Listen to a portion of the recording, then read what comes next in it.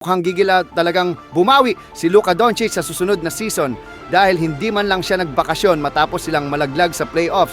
Sa isang viral na video at mga bagong larawan, kapansin-pansin na mas slim na siya at seryoso na talaga pagdating sa kanyang conditioning.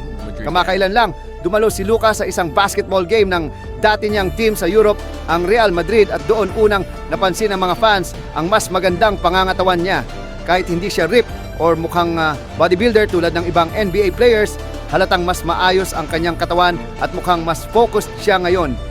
Ayon sa mga source, halos isang buwan pa lang ang nakakalipas mula nang matalo ng Lakers ang Timberwolves, pero agad na siyang nagpatuloy sa training at conditioning.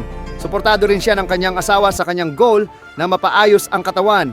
Ayon sa balita, nakinig daw si Luka sa payo ni LeBron James na kilala bilang isa sa pinaka well-conditioned na atleta sa NBA history, at malaking tulong ito para sa kanya lalo na sa pagpapatagal ng kanyang NBA career. Alam naman nating lahat na isa talaga sa mga goal ni Luka ang ayusin ang kondisyon ng katawan niya. Kaya ang tanong ngayon, dapat na bang kabahan ang ibang NBA teams sa pagbabalik ni Luka Doncic sa next season?